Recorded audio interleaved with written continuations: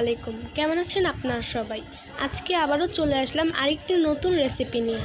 আজকে দেখাবো কিভাবে মেয়োনিজ দিয়ে পাস্তা তৈরি করতে হয়। তো চলুন দেখে আসি। প্রথমেই আমি তার জন্য পরিমাণ মতো মাংস সিদ্ধ হওয়ার জন্য বসিয়ে দিয়েছি। এখন ভিডিও স্ক্রিনে দেওয়া উপাদানগুলো আজকে আমি ব্যবহার করেছি।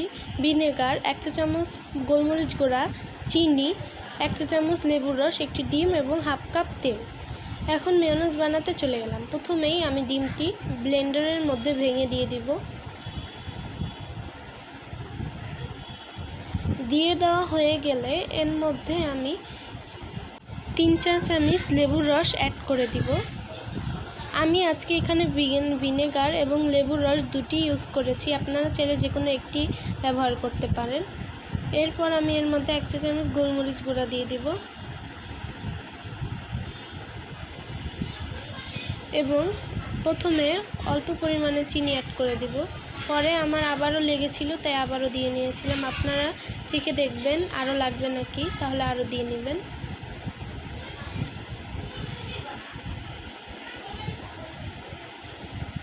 এরপর আমি এখানে 1 চা চামচ ভিনেগার অ্যাড করে দিব।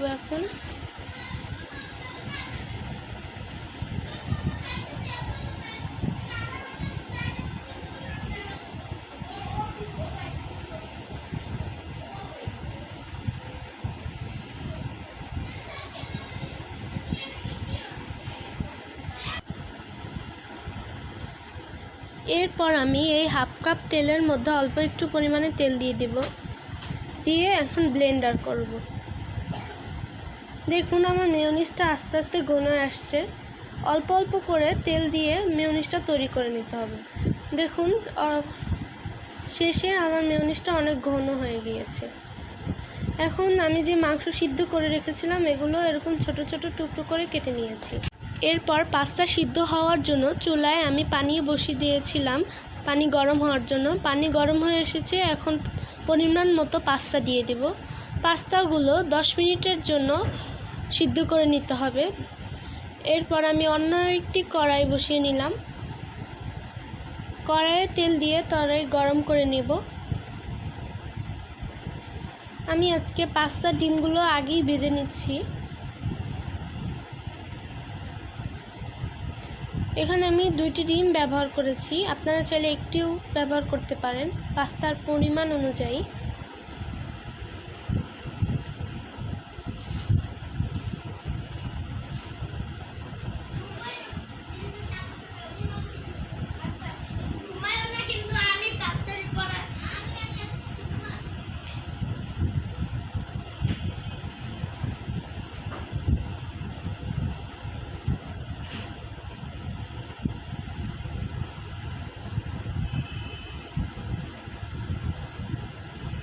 এখন ডিমগুলো খুব ভালো মতো জুড়ি করে নিতে হবে।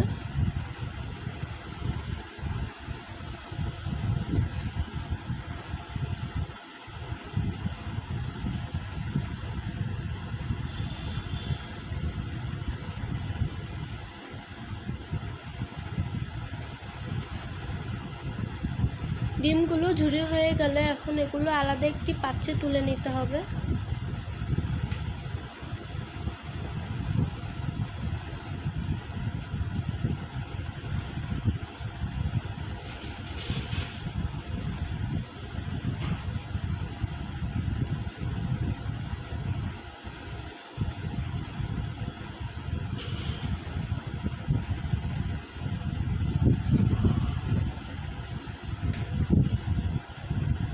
এখন আমি তুলে নিব।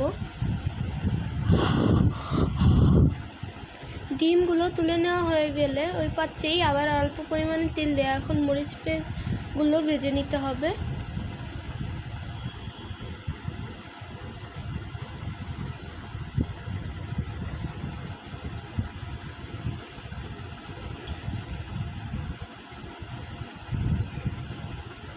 তো দেখুন আমি এগুলো ভেজে নিয়েছি। ভেজে নেওয়া হয়ে গেলে এখন আমি এর মধ্যে টমেটো বাটা দিয়ে দিব।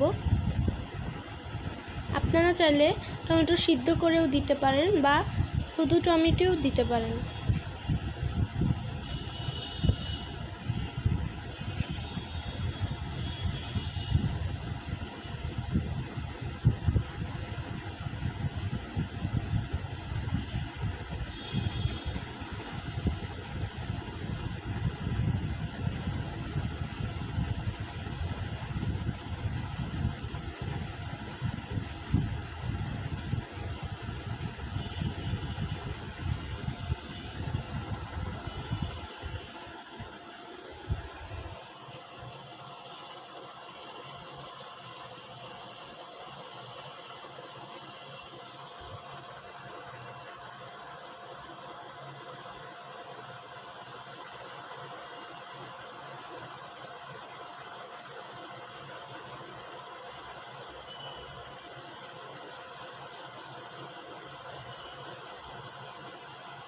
তো দেখুন আমার মিশিয়ে নেওয়া হয়ে গিয়েছে।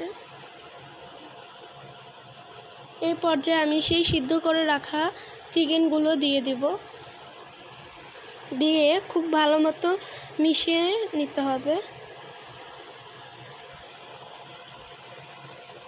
এরপর আমি এর মধ্যে সিদ্ধ করে রাখা পাস্তাগুলো দিয়ে দেব। ডিম আজকে আমি সবার লাস্টে দিব, না হলে ডিমগুলো ভেঙে যায়।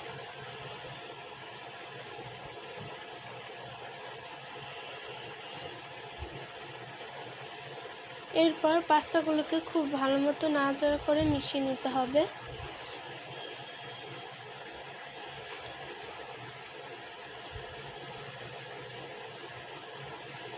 এই পর্যায়ে চুলার আঁচ অনেক কমিয়ে রাখতে হবে।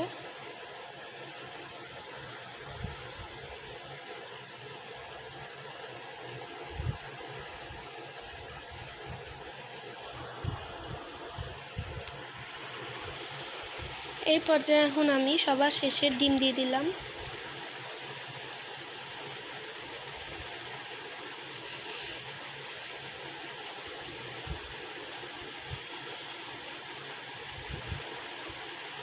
এখন 2 চা চামচ টমেটো সস অ্যাড করে দিব।